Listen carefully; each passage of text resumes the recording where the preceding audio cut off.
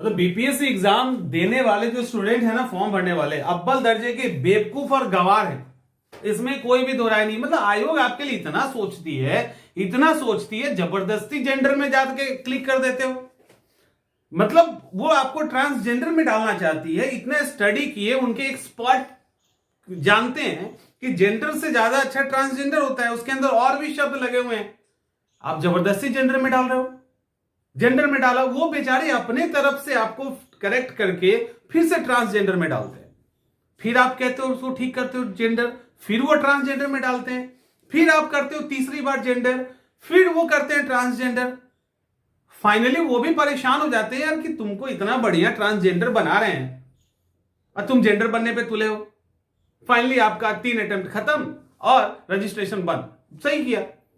अब इतना सोच समझ के उन्होंने वेबसाइट डिजाइन किया है, इतना अच्छा आपके लिए सोच रहे हैं, और तब भी आप परेशान हैं। मतलब आयोग का कोई कदर ही नहीं है।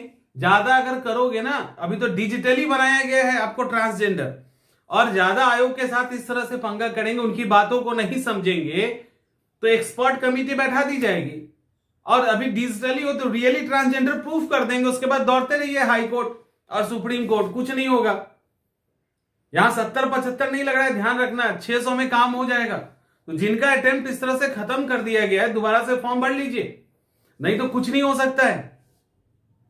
और ये हाल यहां नहीं है, ये हाल ओबीसी, एससी, एसटी टाइप की कैटेगरी में आ रहे हैं। बेचारे जनरल में डाल रहे हैं, ओबीसी में आ रहा है, ओबीसी में डाल रहे हैं, कहीं और जा रहा है, भर के कुछ और डाल रहे हैं, प्रिंट आउट कुछ और निकल रहा है। तो इसमें आपकी गलती है कि आप समझ ही नहीं रहे हो कि आपको करना क्या चाहिए। वो आयोग समझ रही है आपके लिए बढ़िया क्या है, तो वो जब प्रिंट आउट निकल के आता है तो सही ऑप्शन सही जगह फिट करके दे दिया जाता है।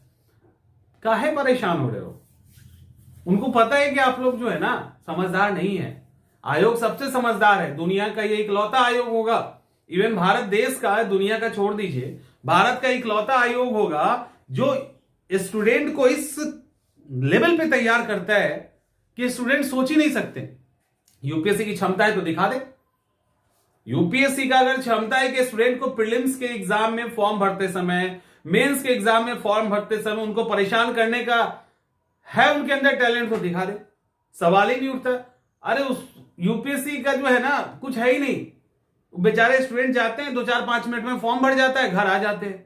यूपीपीएससी में भी जाते हैं, 2-4-5 मिनट में फॉर्म भरता है, घर आ जाते हैं। एक बीपीएससी वो कमीशन है जो अपने सम्मान को मेंटेन रखे हुए है। फॉर्म भरते समय जो स्ट्रगल होता है, वो स्ट्रगल इतना पेनफुल होता है कि आपको मेंटली और फिजिकली तैयार कर दिया जाता है। ये एकमात्र ऐसा आयोग है जो फॉर्म भरते समय भी रुला के स्टूडेंट को छोड़ता है। रिजल्ट की तो बात ही छोड़ दीजिए, जब यहां इतना रुला रहा है तो रिजल्ट में रुला रहा है, तो वो रुलाता है तो उनको पता है कि रुलाना चाहिए, क्योंकि जब तक सोना आग में नहीं तपता है ना, तब तक निखरता नहीं है। वही आपको तपाते हैं।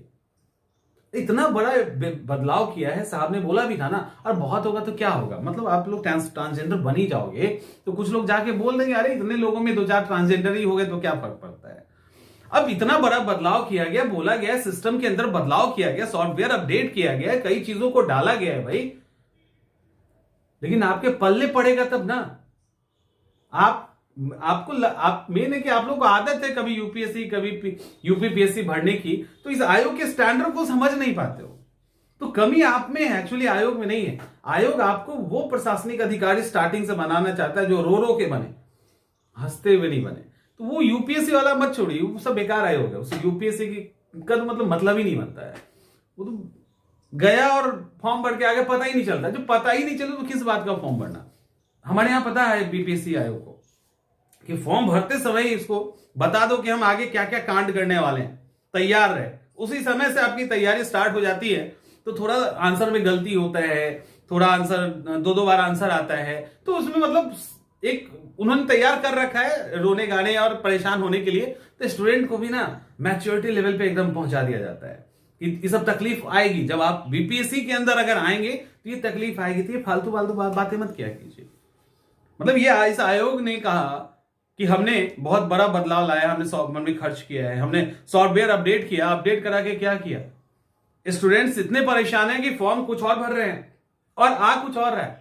बेचारे खुद पे डाउट कर लेते हैं कि सर कहीं गलत तो नहीं हो गया, जबकि 10 बार देख के भरता है कोई भी स्टूडेंट और प्रिंट आउट में कुछ और आ रहा है। अभी एक लड़की का भी कॉल आया, वो जेंडर तो ट्रांसजेंडर, फिर दोबारा जेंडर ट्रांसजेंडर, फिर तीसरा, और अब करेक्शन का लिमिट खत्म, अब नया फॉर्म भरना होगा।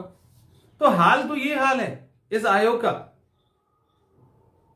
कि जो सही तरीके से स्टूडेंट को फॉर्म भी नहीं भरवा पा रही है, वो आयोग किस तरह से रिजल्ट देगी और क्या करेगी, बड़ा ही द्वंद की स्थिति है यहां पे, बहुत ही मुश्किल है। तो एक्सपर्ट कमेटी की राय मानिए, और जहां पे छोड़ देता है ट्रांसजेंडर है तो वो ठीक है, जनरल है तो ईबीसी के अंदर जाइए, ईबीसी है तो एससी एसटी के अंदर जाइए, एससी एसटी है तो जनरल में जाइए, तो उनको लगता है कि आपको वहां जाना चाहिए। थोड़ा भी तो शर्म कीजिए आप, ठीक है, थोड़ा ठीक कीजिए इस चीजों को। ऐसा कितना परेशान करोगे स्टूडेंट को फॉर्म भरते समय? मतलब इतना इतना दुनिया हाईटेक हो चुका है, इतना सिंपल तरीके से फॉर्म, एडमिट कार्ड आता है तो उसको माने Z+ सुरक्षा होती है, पासवर्ड डाल के पहले इन कीजिए, कैप्चा डालिए, तब वो एक पेपर निकलता है और क्वेश्चन पता चलता है, सबके हाथ में बटा हुआ है। ये हाल है हमारे बीपीएससी आयोग का। खास है ना, और बहुत महान है। स्टूडेंट की तकलीफ से इनको मतलब नहीं है। थोड़ा सा सुधार कर लीजिए ताकि स्टूडेंट को भी लगे कि एक रिस्पेक्टेड रेपुटेटेड कमीशन है जिससे हम जुड़े हैं, शर्म नहीं आए आयोग के साथ जुड़ते हुए।